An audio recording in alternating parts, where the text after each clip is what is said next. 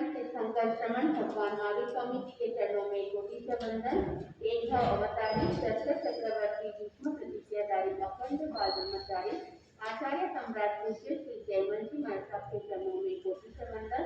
उन्हीं के ज्ञान में प्रतिष्ठित संत सुमेरु सरल मना प्रशांत चेता आचार्य सम्राट जयवंत जी महाराज साहब जय कथापति व्याख्यान वाचस्पति वचन सिद्ध साधक गुरु बिहारी आशु कवि काव्य प्रतिष्ठित आचार्य प्रवचनिक काशी चंद्र जी महाराज साहब मोर तपस्वी स्वादेश श्री गुरुमन चंद्र जी महाराज साहब एसएस चेन समनी मार्ग के प्रारंभकर्ता अनुपेक्षा ध्यान प्रणेता प्रवचन प्रभावक मेरे जीवन उद्धारक पूज्य गुरुदेव डॉक्टर श्री पदम चंद्र जी महाराज साहब को वंदन करते हुए सभी गुरु भगवंतों को वंदन करके शनि जी को विदित होना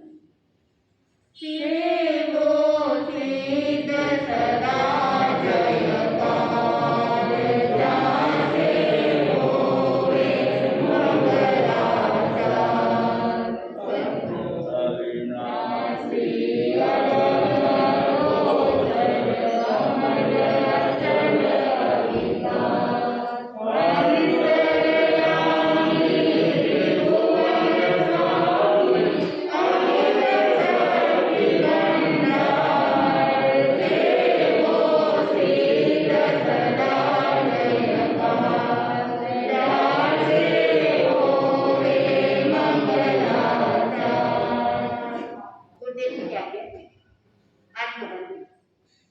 कवि कह रहा है सेवो सिद्ध सदा जय, यानी तू सेवा कर। किसकी सेवा करना? जो सिद्ध गति को प्राप्त कर लिया है, जो मुक्तालय को प्राप्त कर लिया है, सिद्ध भगवान की सेवा कर। जो वापस पुनः जन्म मरण नहीं करेंगे, जो राग द्वेष को हमेशा के लिए मिटा दिया है, जो मोह माया को मिटा दिया है, उनकी सेवा बंधु, उनकी सेवा कैसे करना? जो अशरीरी है, जो शरीर रहित है, निरंतर में निराकार है, ऐसे सिद्धों की सेवा करने के लिए कवि ने बताया है। तो ऐसे सिद्धों की सेवा कैसे करनी? बंधु, सिद्ध यानी आत्मा जो शुद्ध है। ये आत्मा भी क्या है? शुद्ध है। कौन सी आत्मा की सेवा? सिद्ध यानी आत्मा। बंधुओं, ये आत्मा शुद्ध है, लेकिन इस आत्मा के ऊपर कर्म रज लगने के कारण से वो इस संसार के अंदर परिभ्रमण कर रही है, लेकिन आत्मा क्या है? शुद्ध। तो अपनी जो आत्मा है वहां भी क्या है? शुद्ध है। तो यह कवि कह रहा है सिद्धों की सेवा करने से जयकार को प्राप्त कर लेंगे। जो साधक अपनी आत्मा की सेवा कर लेता है तो वह एक दिन सिद्ध बन जाएगा। वह ऐसा सिद्ध बन जाएगा कि वापस उसको जन्म लेने की आवश्यकता नहीं पड़ेगी। बंधुओं, आज तक इस जीव ने सेवा की है, लेकिन आत्मा की सेवा जो करनी चाहिए वहां नहीं की। किसकी सेवा? इस शरीर की सेवा की है। इस शरीर के ऊपर ध्यान रखा, सारा ध्यान शरीर पे था। जो साधक आत्मा की सेवा करेगा, आत्मा को देखेगा, जैसे स्वयं की आत्मा है वैसे ही दूसरों की आत्मा बताई गई है। जिस तरह से खुद को दुख होता है वैसे ही दूसरों को भी दुख होता है। तो ज्ञानेश्वर ने कहा कि जो आत्मा की सेवा कर लेगा वह सिद्ध गति को प्राप्त कर सकता है। बंधु, 12 प्रकार के तपस्या के अंदर 6 बाह्य आपने सुना। कल आपने सुना प्रायश्चित, उसके आगे आता है विनय। विनय के अंदर भी आपने काफी बार सुना है कि विनय जो धर्म का मूल बताया गया है, आज आप देखते हो विनय का दिवाला हो गया। जो साधक घर के अंदर पुत्र को पिता के प्रति, पुत्री को माता के प्रति, पत्नी को पति के प्रति, स्टूडेंट को टीचर के प्रति, नौकर को सेठ के प्रति जो विनय होना चाहिए वो आज विनय नहीं रहा। हर एक व्यक्ति के अंदर वो अहंकार बीच में आ जाता है कि मैं क्यों झुकूं।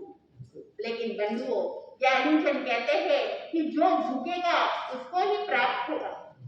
कुएं के अंदर से पानी निकालना, वहां पानी निकालने के लिए अगर वो अकड़ा हुआ रहेगा तो क्या पानी निकाल सकता है?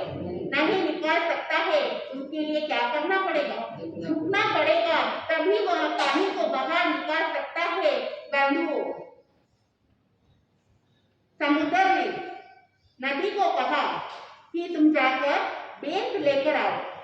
वह नदी कहता है कि बेंत क्या, मैं तो पत्थर को भी लेके आ जाऊंगा। समुद्र ने कहा मुझे बेंत की जरूरत है, बाकी किसी चीज की जरूरत नहीं। वह नदी बेंत को लाने के लिए वहां पे बाढ़ से बाढ़ ले आता है, उस बेंत को निकालेंगे। लेकिन वहां बेंत जैसे ही वह पानी आ रहा है तो बेंत क्या करती है, नीचे झुक जाती है और वो पानी क्या है, बेंत के ऊपर से चला जाती है। बंधुओं, वह नदी वापस समुद्र के पास जाती है और कहती है कि मैं तो बेंत लाने में समर्थ नहीं हुआ। जब भी मैं बाढ़ लेके आता हूँ लेकिन वह तो बेंत नीचे झुक जाती है। पत्थर को चूर चूर करना बहुत आसान है, लेकिन बंधुओं वहां बेंत को लाना मेरे बस की बात नहीं है। तो यहाँ पे जीत किसकी हुई? जो कठोर है उसकी जीत हुई या जो कोमल है उसकी जीत हुई? बंधुओं, जो कोमल है उसकी जीत होती है। तो ज्ञानीजन ने कहा कोमल बनना है, अंदर से सरलता लेके आना है, नम्रता लेके आनी है, तो वहां पे झुकना होगा। झुकने से ही सब कुछ प्राप्त हो सकता है। तो ये विनय जो बताया है ये भी एक तप की श्रेणी में आया है। विनय के भाव भीतर से आएंगे तो वह साधक वहां सेवा करेगा, खुद की आत्मा की भी सेवा करेगा। और जो आचार्य भगवंत है, जो उपाध्याय है, सवीर, तपस्वी, नवदीक्षित, ग्लानी, कुल की सेवा, गण की सेवा और स्वधर्मी की सेवा यहाँ श्रेष्ठ बताया। बंधुओं, जो जैसा सेवा करेगा उसको वैसे फल की प्राप्ति होगी। अगर पुण्यवानी जीव की सेवा करेगा तो उसको उसका पुण्य बढ़ेगा, और अगर कोई पापी की सेवा करेगा तो वहां पाप हृदय में आएगा। तो वो चॉइस आपके ऊपर है, आपको चिंतन करना है कि किसकी सेवा करना है। सेवा के द्वारा साधक पूर्व भाव में भरत चक्रवर्ती का जी और बाहुबली का जी। भरत चक्रवर्ती वहां पे 500 मुनियों को गोठी लाके देते थे, लेकिन बाहुबली के जीव वहां गोठी भी लेके आते थे। पहले जो रुग्ण मुनि होते 500 रुग्ण मुनियों की उनको गोठी करवाई, उसके बाद स्वयं गोठी ग्रहण किया। वहां भरत तो चक्रवर्ती बने, लेकिन बलिष्ठ कौन थे? बाहुबली थे। बाहुबली के अंदर वो बल था, उसका कारण उन्होंने सेवा। जब भी सेवा करते हो मन के अंदर एक भावना नहीं होनी चाहिए कि मैं सेवा करूंगा तो मुझे फल की प्राप्ति होवे, वहां फल की इच्छा नहीं करनी। बंधुओं, नंदीसेन मुनि का उदाहरण आगम में मिलता है। नंदीसेन मुनि बनने से पहले वहां पे उनका जो रूप था वो कुरूप था। बाल्यावस्था के अंदर ही माता पिता का वियोग हो जाता है। उनको देखने वाले आगे पीछे कोई नहीं होते। उनके जो मामा जी है उनके साथ कन्या होती है, तो वहां मामा जी ने उसको कहा कि तुम मेरे घर चलो, छोटे मोटे जो काम है वो कर लेना, आगे जाकर मेरी एक कन्या का विवाह तुम्हारे साथ करा दूंगा। वहां नंदीसेन जाता है उनके घर। जैसे जैसे ही काम में हाथ बढ़ाता है, बड़ा होता गया। जब विवाह का समय आया उस समय मामा जी ने उनकी पुत्री को कहा कि इसके साथ शादी करनी। तब वहां कन्या कह देती है कि मैं मर जाऊंगी लेकिन इसके साथ शादी नहीं करूंगी। बंधुओं, सातों कन्या ने मना कर दी, और वो मामा जी भी वो बात जानते थे कि मेरी पुत्री इस पुरुष के साथ शादी नहीं करेंगे, लेकिन उनको लोभ था कि इसको घर के काम काज में हाथ बटाना। वहां नंदीसेन को पता चल जाता है कि ये सातों पुत्री तो मेरे साथ विवाह करने के लिए तैयार नहीं है। वहां मामा जी ने कहा कोई बात नहीं, दूसरी कन्या को ढूंढ लेंगे। नंदीसेन ने देखा लोग देखकर मुझे घर लेके आए थे, तो तो उनका मन उजड़ जाता है और वो सोचते हैं कि धिक्कार है मेरी आत्मा को, मेरे शरीर को, मेरे रूप को, जो मुझे कोई पसंद नहीं करता, और वो आत्महत्या करने के लिए चला जाता है। जैसे ही गया, बीच में सुस्थित मुनि को देखा। वह मुनि ने भी देखा कि यह नंदीसेन कोई गलत कार्य करने के लिए जा रहा है, तो उन्होंने उसको उद्बोधन दिया। बंधुओं, इस संसार की विरक्ति के ऊपर उनको उद्बोधन दिया। जैसे ही नंदीसेन ने संसार की विरक्ति को जाना, भीतर से वैराग्य की भावना आई और वो उनके पास दीक्षित हो जाते। गुरु ने उनको एक ही बात कही कि धर्म का मर्म वैयावत यानी सेवा करना, एक गुण तुम अपने जीवन में अपना ले। और वह नंदीसेन मुनि इस गुण को अपने जीवन में अपना लेते हैं। जो भी साधु होते हैं, जो भी रुक्न मुनि होते हैं, उन सबकी वह सेवा करते हैं और सेवा को अपने लाइफ में उनके रग रग में वो भरा हुआ था कि मुझे सबसे पहले सेवा करनी। बंधुओं, वहां पर गोष्ठी लेके आते हैं और जैसे ही गोष्ठी करने के लिए बैठते हैं, इधर इंद्र महाराज वहां ऊपर देवलोक के अंदर नंदीसेन मुनि की प्रशंसा हो रही थी कि देखो क्या गुण है सेवा का, जो उनके भीतर फूट फूट के भरा हुआ है। जैसे ही इंद्र महाराज प्रशंसा कर रहे थे, लेकिन उसमें एक देव उसको एक प्रशंसा हजम नहीं हुई और देखा कि हम भी देखना चाहते हैं कि इनके अंदर जो गुण है वो सही में है या फिर दिखावा है। तो वहां देव मुनि के रूप में आ जाते हैं। जो देव गति के जीव होते हैं, वहां उनके पास वैक्य लब्धि होती है। उस वैक्य लब्धि के द्वारा वो अपना अलग अलग रूप बना सकते हैं। तो वहां एक देव एक मुनि के रूप में आए और रत्नपुर उद्यान के बाहर वो आते हैं और वहां एक और रूप बनाते हैं मुनि का। वह मुनि नंदीसेन मुनि के पास जाते हैं और कहा कि तुम यहाँ पर गोष्ठी कर रहे हो, लेकिन बाहर उद्यान में एक मुनि है जो रोग से पीड़ित है। बंधु, अतिसार रोग हुआ रहता है। तो नंदीसेन मुनि ने जैसे ये बात सुनी, तो वहां अपने पात्रे को समेट कर रख दिया और दूसरे पात्रे लेकर पहले पानी लेने के लिए जाते हैं।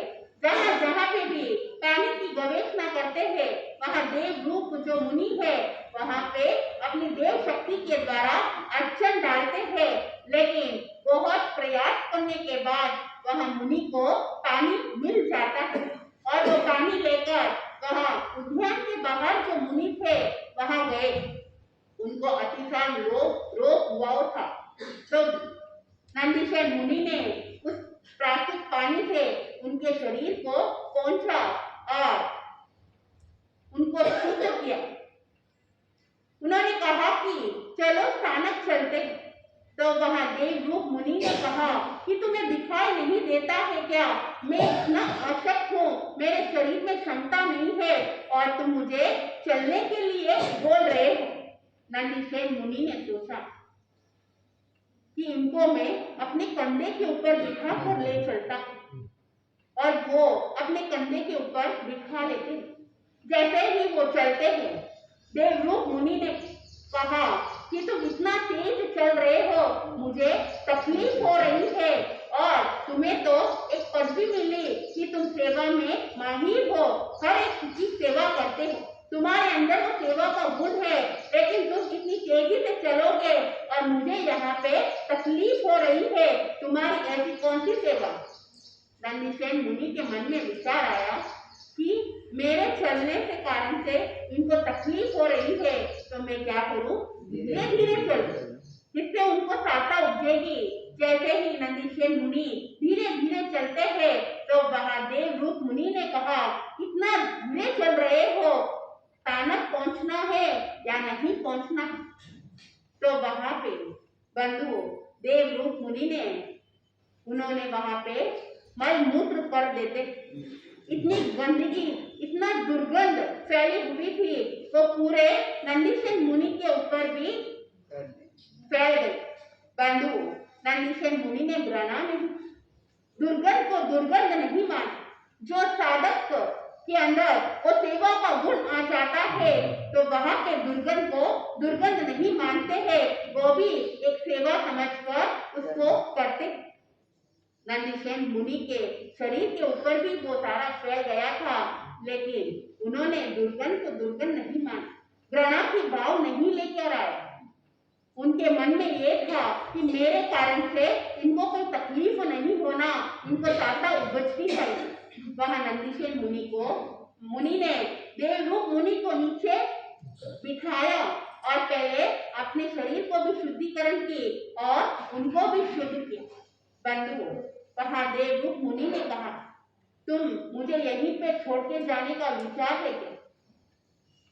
क्या तुम इतने थक गए तो मुझे यहीं पे बिठा दिया? तब वहां नंदीसेन मुनि ने वापस उनको कंधे के ऊपर बिठाया और चलने लगे।